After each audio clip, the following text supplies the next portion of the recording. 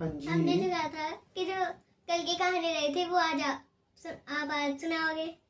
आज फिर से सुननी है? हाँ। कल कहाँ तक सुनी थी बताओ मुझे। कल वो दरार वाली लाइन तक। दरार वाली लाइन तक? चलो आगे सुनाता हूँ। कौन था वह जो सृष्टि के आरंभ से कैलाश की गुफा में बंद था, और क्यों स्वयं महादेव ने उसे कभी मुक्त ही नहीं किया?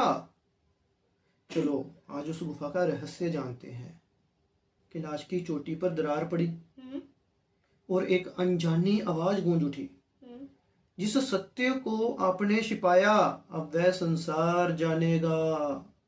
कांप उठी हिम की चट्टान, मौन हुआ देवों का गान, गंगा की धारा ठहर सी गई,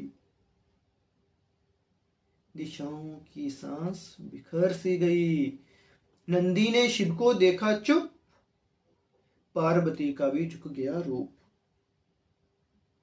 गणों ने पहली बार समझा, आज स्वयं समय भी ठहरा। शिव ने धीरे नेत्र उठाए। कैसे? मतलब ऐसे ही वैसे। हाँ। उनमें युगों के रहस्य समाये।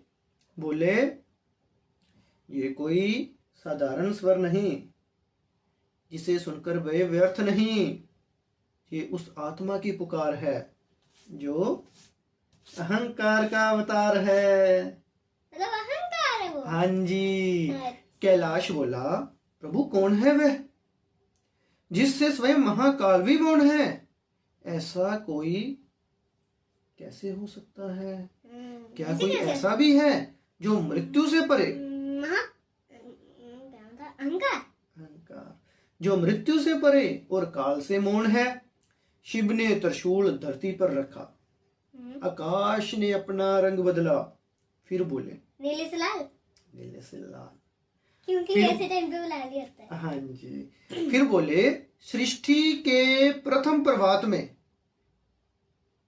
जब ब्रह्मा ने रचना रची, जब विष्णु ने पालन स्वीकारा और मैंने संहार का व्रत धारा, तब एक और शक्ति जन्मी थी।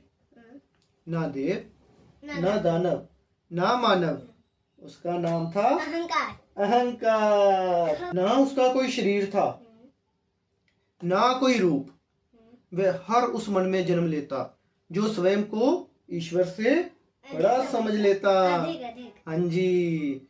युगों तक मैंने उसे बांध रखा इस कैलाश की सबसे गहरी गुफा में, क्योंकि यदि वह मुक्त हो जाए तो पहले मन टूटते हैं, फिर परिवार, फिर राज्य और अंत में धर्म।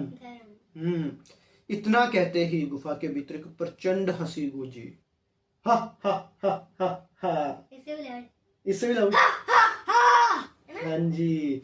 और बोला, महादेव तुमने मुझे बांधा नहीं, बस प्रतीक्षा कराई है।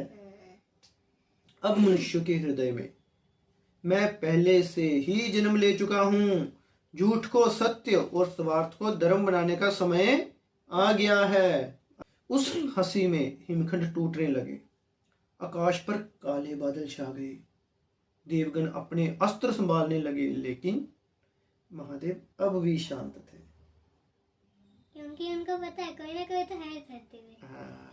उन्होंने डमरू उठाया पर बजाया नहीं, वरना बारिश से रहती। डमरू बजाया ही नहीं। पार्वती ने पूछा, स्वामी आप युद्ध क्यों नहीं करते?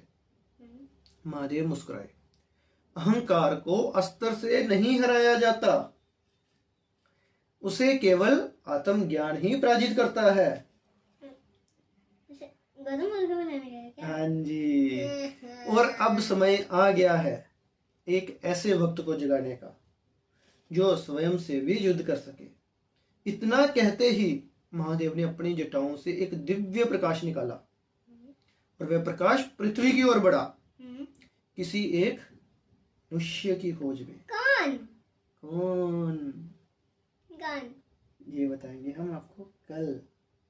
आज की कहानी फिनिश।